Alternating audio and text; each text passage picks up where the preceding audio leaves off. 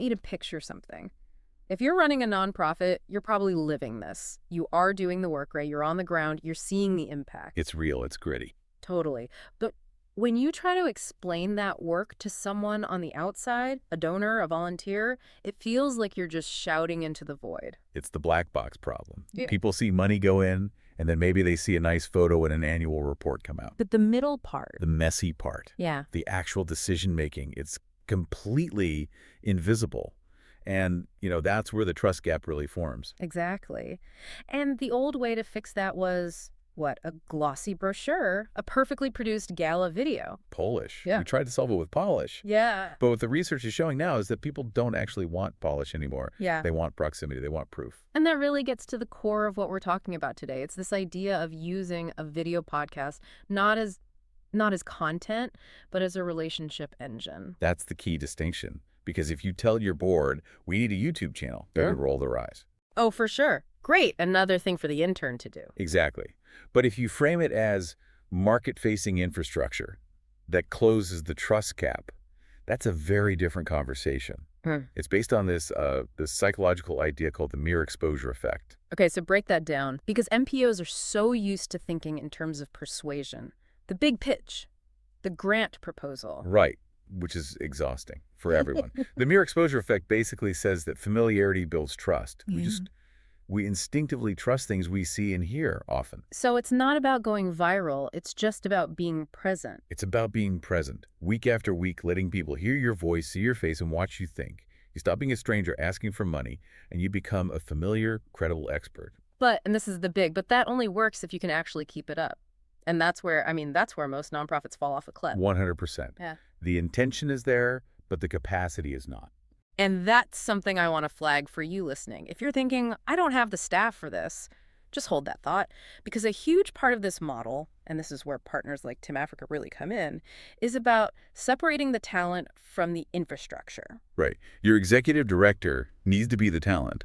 Yeah. They should not be the one trying to figure out how to export an audio file at midnight. Let's get into the specifics then. We've got three sort of case studies to look at. Three specific audiences that every NPO has to deal with. First up, the investor and the donor. The big one.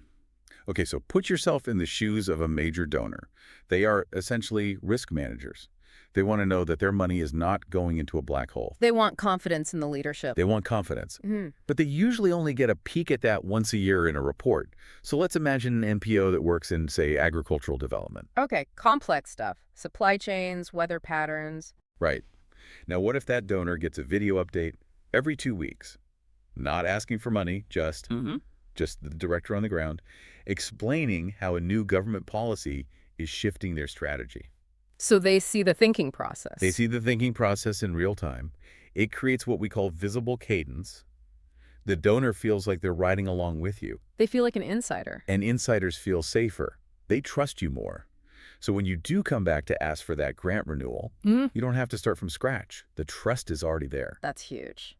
Okay, case study number 2. This one's about the industry itself. Your peers, other leaders in the space. Yeah, this is all about positioning. NPOs are often seen as service providers, Oh, you're the people who hand out the food. When in reality, the people running these organizations are often the world's leading experts on that specific issue. They just don't have time to prove it. So let's take an education policy NPO. They can just post updates about their own programs. That's fine. But what if they start a video series where they interview other experts? Government officials, curriculum designers, union leaders. What happens then? They become the host of the conversation. They become the convener. They're not just attending the conference anymore. They are the conference. They're building the table that everyone else wants to sit at. And that builds authority. It attracts talent, partnerships. It builds serious credibility. You move from being just a participant in your sector to being a leader of it. I love that. Okay, this third case study is the one I think gets overlooked the most. It's about the beneficiaries, the actual clients. This is so critical because the immediate reaction is usually, do people in a crisis have time to watch a video? Right. If you need a legal aid clinic, are you really scrolling social media? But think about the fear involved. The vulnerability it takes to walk into a youth shelter or a mental health center for the first time. It's terrifying. You don't know the process. You don't know if you'll be judged. Exactly. So now imagine that Legal Aid Society has a simple video series. A potential client can watch it on their phone. And what do they see? What do they see? They see the face of the intake coordinator. They hear her voice saying, "Hi, when you walk in our door, here's exactly what will happen." They hear the lawyers talk about their philosophy. It just demystifies the whole thing. It humanizes the helpers.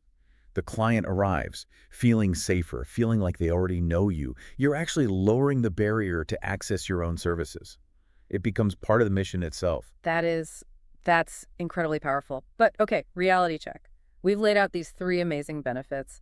How does a team actually do this without burning out? The burnout factor. Yeah. It's real. You cannot ask your program officer to also become a video editor on the weekends. Never gonna happen. It's a recipe for disaster. This is where the idea of the endless repurposing pipeline comes in. That 145-minute conversation you record, that's not one piece of content. That's the raw material for 20 pieces of content. So you use every part of the buffalo. You use the whole buffalo. That one recording becomes 8 vertical clips for social media. A newsletter, a blog post, quote, graphics.